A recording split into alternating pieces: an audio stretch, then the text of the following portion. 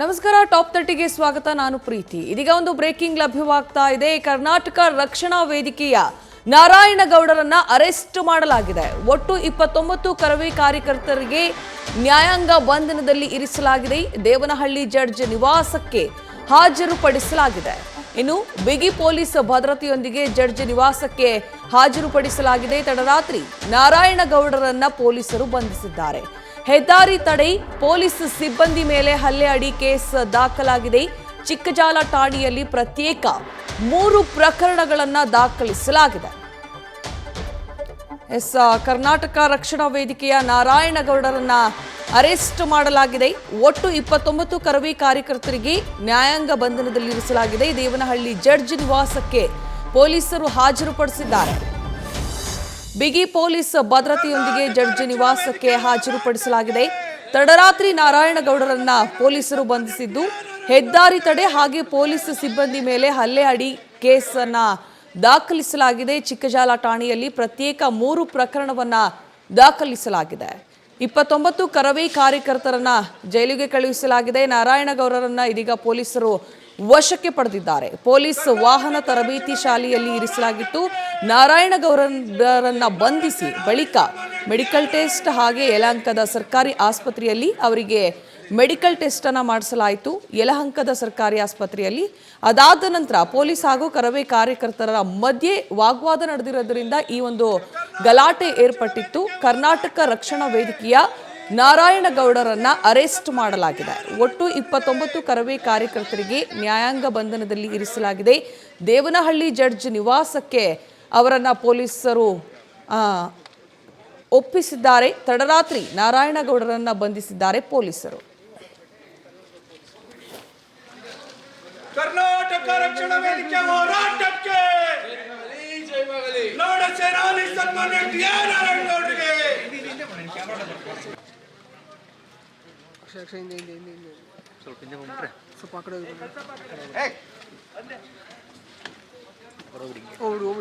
ಆ ಕಡೆ ಹೋಗ್ಬಿಡು.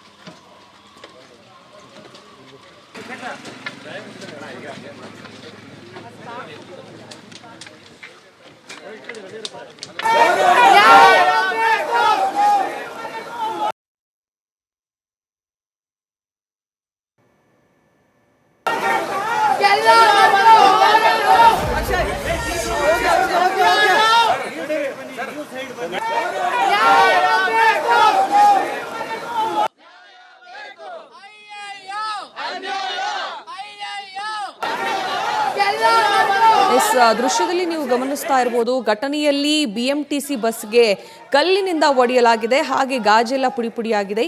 ಕಲ್ಲು ತೂರಾಟದ ವೇಳೆ ಹಾಗೆ ಪೊಲೀಸರಿಬ್ಬರಿಗೂ ಸಹ ಕಲ್ಲೇಟು ಬಿದ್ದಿದೆ. ಚಿಕ್ಕಜಾಲ ಠಾಣೆಯಲ್ಲಿ ಪ್ರತ್ಯೇಕ 3 ಪ್ರಕರಣವನ್ನು ದಾಖಲಿಸಲಾಗಿದೆ.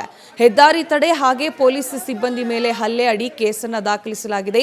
ಚಿಕ್ಕಜಾಲ ಪೊಲೀಸರಿಂದ ಕರವೇ ನಾರಾಯಣಗೌಡರನ್ನ ಬಂಧಿಸಲಾಗಿದೆ. ನಾರಾಯಣಗೌಡ ಸೇರಿ 29 ಕರವೇ ಕಾರ್ಯಕರ್ತರನ್ನ ಅರೆಸ್ಟ್ ಮಾಡಲಾಗಿದೆ. ಬೆಂಗಳೂರು ಪೊಲೀಸ್ ಆಯುಕ್ತರ ಸೂಚನೆ ಮೇರೆಗೆ ಬಂಧಿಸಲಾಗಿದೆ. ಬೆಂಗಳೂರು ನಗರದಾದ್ಯಂತ ಬಿಗಿ ಪೊಲೀಸ್ ಬಂದೋಬಸ್ತನ್ನ ಮಾಡಲಾಗಿದೆ. ಕರ್ನಾಟಕ ರಕ್ಷಣಾ ವೇದಿಕೆಯ ನಾರಾಯಣಗೌಡರನ್ನ ತಡರಾತ್ರಿ ಅರೆಸ್ಟ್ ಮಾಡಲಾಗಿದೆ. ಒಟ್ಟು 29 ಕರವೇ ಕಾರ್ಯಕರ್ತರನ್ನ ಸಹ ಅರೆಸ್ಟ್ ಮಾಡಲಾಗಿದೆ. ದೇವನಹಳ್ಳಿ ಜಡ್ಜ್ ನಿವಾಸಕ್ಕೆ ಹಾಜರುಪಡಿಸಿದ್ದಾರೆ.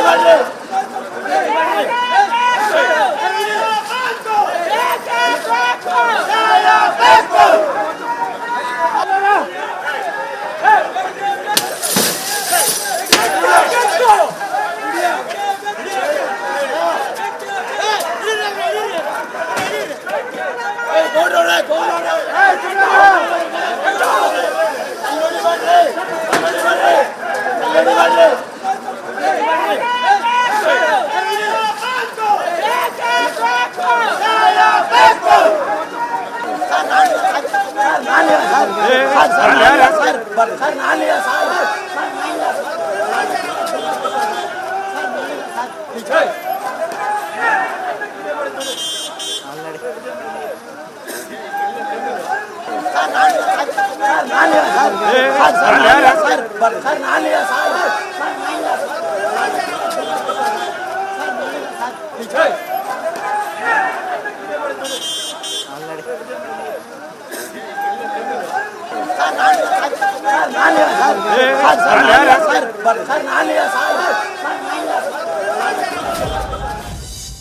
ದೌರ್ಜನ್ಯ ಮಾಡ್ತಾ ಇದ್ದಾರೆ. ನಾವು ಶಾಂತಿ ರೀತಿಯಿಂದ ಹೋರಾಟ ಮಾಡ್ಕೊಂಡು ಬಂದು ನಾವು ಇನ್ನೂ ಹೋರಾಟಕ್ಕೆ ಇಳಿದಿರಲಿಲ್ಲ. ಬೆಳಗ್ಗೆಯಿಂದ ನಮಗೆ ಊಟ ಕೊಟ್ಟಿಲ್ಲ. ನನಗೆ ಆರೋಗ್ಯ ಸರಿ ಇಲ್ಲ. ನನಗೆ ಬೆಳಗ್ಗೆಯಿಂದ ಮೆಡಿಸಿನ್ ಕೊಟ್ಟಿಲ್ಲ, ಮೆಡಿಸಿನ್ ತೊಗೊಂಡಿಲ್ಲ ನಾನು. ಇವರು ಬಲವಂತವಾಗಿ ನನ್ನ ಮೊಬೈಲ್ ಕಿತ್ಕೊಂಡು, ಎಲ್ಲ ಮೊಬೈಲ್ ಕಿತ್ಕೊಂಡು ಈ DCP ಭಾರಿ ದೌರ್ಜನ್ಯ ಸಿಗ್ತಾ ಇದ್ದಾರೆ. ಭಾರಿ ನೋವಾಗ್ತಾ ಇದೆ. ನಾವು 35 ವರ್ಷದ ಹೋರಾಟದ ಹಾದಿಯಲ್ಲಿ ಯಾವುದೇ ಅಧಿಕಾರಿಗಳು ಹೀಗೆ ನಡ್ಕೊಂಡಿರಲಿಲ್ಲ. ನನ್ನ ಹತ್ರ ಹೀಗೆ ನಡ್ಕೊಂಡಿರಲಿಲ್ಲ. ಭಾರಿ ದೌರ್ಜನ್ಯ ಮಾಡಿ, ದಬ್ಬಾಳಿಕೆ ಮಾಡಿ ಇಡೀ ನಮ್ಮ ಕಾರ್ಯಕರ್ತರನ್ನ ಇವತ್ತು ಭಾರಿ ಹಿಂಸೆಯನ್ನು ಕೊಡ್ತಾ ಇದ್ದಾರೆ. ಸಿದ್ದರಾಮಯ್ಯನವರೇ, ಮಾನ್ಯ ಗೃಹ ಸಚಿವರೇ, ನೀವು ನಿಮ್ಮ ಸರ್ಕಾರ ನಮ್ಮನ್ನು ಬಳಸ್ಕೊಂಡು ಇವತ್ತು ನಮಗೆ ಈ ಥರ ಅನ್ಯಾಯ ಮಾಡ್ತಾ ಇದ್ದೀರಿ. ಇದನ್ನು ನಾವು ಉತ್ತರ ಕೊಡ್ತೀವಿ. ಮುಂದಿನ ಲೋಕಸಭಾ ಚುನಾವಣೆಗೆ ನಿಮಗೆ ಉತ್ತರ ಸಿಗುತ್ತೆ. ಆಸ್ಪತ್ರೆ ಮೆಡಿಕಲ್ ಮಾಡ್ಸಕ್ಕೆ ಕರ್ಕೊಂಬಂದರಂತೆ. ನಾವು ಬೆಳಗ್ಗೆ ಬಂದವರು ಇಲ್ಲಿವರೆಗೂ ಕೂತಿದ್ದೀವಿ. ನಾವು ಕೂತಿದ್ದೀವಿ. ನಾವು ಯಾರು ಊಟ ಮಾಡಿಲ್ಲ. ಒಬ್ಬ ರಾಜಕೀಯ ಕೈದಿಗಳನ್ನ ಯಾಕೆ ನಡೆಸ್ಕೋಬೇಕು ಅಂತೇಳಿ ಇವರಿಗೆ ಗೊತ್ತಿಲ್ಲ. ನಾನು ಆರೋಗ್ಯದ ಪರಿಸ್ಥಿತಿ ನನಗೆ ಚೆನ್ನಾಗಿಲ್ಲ. ನಾನು ಮೆಡಿಸಿನ್ ತೊಗೊಂಡಿಲ್ಲ. ನನ್ನ ನಾಡು ನುಡಿಗಾಗಿ ಇವತ್ತು ಇಲ್ಲೇ ಸತ್ತು ಹೋಗ್ಬಿಡ್ಲಿ ಚಿಂತೆ ಇಲ್ಲ, ಸಾಯ್ಲಿ ಚಿಂತೆ ಇಲ್ಲ. ಕನ್ನಡಿಗರು ನಾಳೆ ಬೀದಿಯಲ್ಲಿ ನಿಮ್ಮ ಚಳವಳಿ ಪ್ರಾರಂಭ ಆಗಬೇಕು. ಬೀದಿಯಲ್ಲಿ ಕನ್ನಡಿಗರಿಗೆ ಕರೆ ಕೊಡ್ತಾ ಇದ್ದೀನಿ. ಇಡೀ ಕರ್ನಾಟಕ ರಕ್ಷಣಾ ವೇದಿಕೆ, ಇಡೀ ರಾಜ್ಯದ ಕಾರ್ಯಕರ್ತರಿಗೆ ನಾನು ಕರೆ ಕೊಡ್ತಾ ಇದ್ದೀನಿ. ಬೀದಿಗೆ ಇಳಿಬೇಕು. ನಾಳೆ ಮುಖ್ಯಮಂತ್ರಿ ಮನೆ ಮುಂದೆ ಮತ್ತು ಗೃಹ ಸಚಿವರ ಮನೆ ಮುಂದೆ ನಿಮ್ಮ ಪ್ರತಿಭಟನೆ ಆಗಬೇಕು.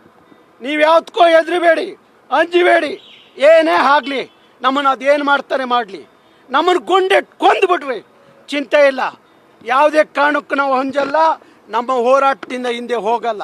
ಈವರೆಗೆ ಎಷ್ಟು ನಿಮ್ಮ ಕಾರ್ಯಕರ್ತರ ಬಂಧನ ಆಗಿದೆ? ಜೊತೆಗೆ ನಾಳೆ ರಾಜ್ಯಾದ್ಯಂತ ಪ್ರತಿಭಟನೆಗೆ ಕರೆ ಕೊಡ್ತಾರೆ. ಹೌದು, ನಾಳೆ ಇಡೀ ಕರ್ನಾಟಕದ ಎಲ್ಲ ರಕ್ಷಣಾ ವೇದಿಕೆ ಕಾರ್ಯಕರ್ತರು ಬೀದಿಗಿಳಿಯುವಂಥದ್ದು ಆಗಬೇಕು. ಬೀದಿಗಿಳಿದು ಹೋರಾಟ ಮಾಡಬೇಕು. ಈ ದೌರ್ಜನ್ಯವನ್ನು ಖಂಡಿಸಬೇಕು. ಯಾವುದೇ ಕಾರಣಕ್ಕೂ ಬಿಡಬಾರ್ದು. ಕನ್ನಡ ಪರವಾಗಿ ಧ್ವನಿ ಎತ್ತೋದೇ ತಪ್ಪಾ ಅಂತ ಸರ್? ಹೌದು, ಹಂಗೆ ಆಗಿದೆ. ಸಿದ್ದರಾಮಯ್ಯನವರು ಭಾರಿ ಕನ್ನಡದ ಅಭಿಮಾನ, ಕಳಕಳಿ ಮಾತಾಡ್ತಿದ್ರು. ಸಿದ್ದರಾಮಯ್ಯನವರೇ, ಇದಾ ನಿಮ್ಮ ಕಳಕಳಿ, ಇದಾ ನಿಮ್ಮ ಅಭಿಮಾನ, ಇದಾ ಕನ್ನಡದ ಈ ವಿಚಾರಕ್ಕೆ ಸಂಬಂಧಪಟ್ಟಂತೆ ಹೆಚ್ಚಿನ ಅಪ್ಡೇಟ್ಸ್ ಅನ್ನು ಕೊಡ್ತಾರೆ ನಮ್ಮ ಪ್ರತಿನಿಧಿ ಶಿವಕುಮಾರ್ ದೂರವಾಣಿ ಸಂಪರ್ಕದಲ್ಲಿದ್ದಾರೆ. ಶಿವಕುಮಾರ್, ಕರ್ನಾಟಕ ರಕ್ಷಣಾ ವೇದಿಕೆಯ ನಾರಾಯಣಗೌಡರನ್ನ ಅರೆಸ್ಟ್ ಮಾಡಲಾಗಿದೆ. ಹಾಗೆ ಅವರ ಜೊತೆಗೆ ಒಟ್ಟು 29 ಕರವೇ ಕಾರ್ಯಕರ್ತರಿಗೆ ನ್ಯಾಯಾಂಗ ಬಂಧನದಲ್ಲಿ ಇರಿಸಲಾಗಿದೆ. ಈ ವಿಚಾರಕ್ಕೆ ಸಂಬಂಧಪಟ್ಟಂತೆ ಏನೆಲ್ಲ ಅಪ್ಡೇಟ್ಸ್ ಸಿಗ್ತಿದೆ? ಪ್ರತಿ ಕರವೇ ರಾಜ್ಯಾಧ್ಯಕ್ಷ ನಾರಾಯಣಗೌಡ ಸೇರಿದಂತೆ ಒಟ್ಟು 29 ಮಂದಿ ಕರವೇ ಕಾರ್ಯಕರ್ತರ ವಿರುದ್ಧವಾಗಿ ಚಿಕ್ಕಜಾಲ ಪೊಲೀಸರು ಪ್ರಕರಣ ದಾಖಲಿಸಿಕೊಂಡು ಸದ್ಯ ಅವರನ್ನ ದೇವನಹಳ್ಳಿಯ ನ್ಯಾಯಾಧೀಶರ ನಿವಾಸಕ್ಕೆ ಹಾಜರುಪಡಿಸುವಂತ ಕೆಲಸವನ್ನ ಮಾಡಿದ್ದಾರೆ. ಸದ್ಯ ದೇವನಹಳ್ಳಿ ನ್ಯಾಯಾಧೀಶರು ಸುಮಾರು 14 ದಿನಗಳ ನ್ಯಾಯಾಂಗ ಬಂಧನಕ್ಕೆ ಆದೇಶವನ್ನ ಮಾಡಿರುವಂತದ್ದು. ಇನ್ನೇನು ಕೆಲವೇ ಕ್ಷಣಗಳಲ್ಲಿ ಬೆಂಗಳೂರಿನ ಪರಪ್ಪನ ಅಗ್ರಹಾರ ಜೈಲ್ಗೆ ನಾರಾಯಣಗೌಡ ಸೇರಿದಂತೆ 29 ಮಂದಿ ಕರವೇ ಕಾರ್ಯಕರ್ತರನ್ನ ಜೈಲಿಗೆ ಶಿಫ್ಟ್ ಮಾಡ್ಲಿಕ್ಕೆ ಸದ್ಯ ಚಿಕ್ಕಜಾಲ ಪೊಲೀಸರು ಸಿದ್ಧತೆಯನ್ನು ನಡೆಸಿರುವಂತದ್ದು. DCP ಲಕ್ಷ್ಮೀ ಪ್ರಸಾದ್ ಅವರ ನೇತೃತ್ವದಲ್ಲಿ ಎಲ್ಲ ಪ್ರೊಸೀಜರ್ ಕೂಡ ಮಾಡ್ತಿರುವಂತದ್ದು. ನಿನ್ನೆ ತಡರಾತ್ರಿ 1:30 ಸುಮಾರಿಗೆ ಪೊಲೀಸರು ನಾರಾಯಣಗೌಡ ಸೇರಿದಂತೆ ಸುಮಾರು 29 ಮಂದಿ ಕರವೇ ಕಾರ್ಯಕರ್ತರನ್ನ ಅರೆಸ್ಟ್ ಅನ್ನ ಮಾಡ್ತಾರೆ. ಬಂಧಿತ ಎಲ್ರಿಗೂ ಕೂಡ ಯಲಹಂಕ ಸರ್ಕಾರಿ ಆಸ್ಪತ್ರೆಯಲ್ಲಿ ಮೆಡಿಕಲ್ ಟೆಸ್ಟ್ ಅನ್ನ ಮಾಡಿಸಿ ಬೆಳಗಿನ ಜಾವ 4 ಗಂಟೆ ಸುಮಾರಿಗೆ ದೇವನಹಳ್ಳಿನಲ್ಲಿ ಬರುವಂತ ನ್ಯಾಯಾಧೀಶರ ನಿವಾಸಕ್ಕೆ ಹಾಜರುಪಡಿಸಿ ಅವರನ್ನ ನ್ಯಾಯಾಂಗ ಬಂಧನಕ್ಕೆ ಪಡ್ಕೊಂಡಿರುವಂತದ್ದು. ಸದ್ಯಕ್ಕೆ ಒಂದ್ ಕಡೆ ಆದ್ರೆ ಮತ್ತೊಂದ್ ಕಡೆ ನಾರಾಯಣಗೌಡರ ಬಂಧನವನ್ನ ಖಂಡಿಸಿ ಕರ್ನಾಟಕದಾದ್ಯಂತ ಇಡೀ ಕರವೇ ಕಾರ್ಯಕರ್ತರು ಬೀದಿಗಿಳಿಬೇಕು. ಅದರಲ್ಲೂ ಪ್ರಮುಖವಾಗಿ ಬೆಂಗಳೂರಿನಲ್ಲಿರುವಂತಹ ಕರವೇ ಕಾರ್ಯಕರ್ತರು, ಪ್ರಮುಖವಾಗಿ ಗೃಹ ಸಚಿವರು ಹಾಗೂ ಮುಖ್ಯಮಂತ್ರಿಗಳ ನಿವಾಸಕ್ಕೆ ಮುತ್ತಿಗೆ ಹಾಕಬೇಕು ಅಂತ ಹೇಳಿ ಸ್ವತಃ ನಾರಾಯಣಗೌಡರು ಕರೆಯನ್ನ ಕೊಟ್ಟಿರುವಂತದ್ದು. ಪ್ರೀತಿ. ಓಕೆ, ಥ್ಯಾಂಕ್ ಯು ಶಿವಕುಮಾರ್ ನಿಮ್ಮೆಲ್ಲ ಅಪ್ಡೇಟ್ಸ್ಗೆ. ನ್ಯೂಸ್ ಫಸ್ಟ್ ನಿರ್ಭೀತಿಯಿಂದ ನಿಮ್ಮ ಪರವಾಗಿ.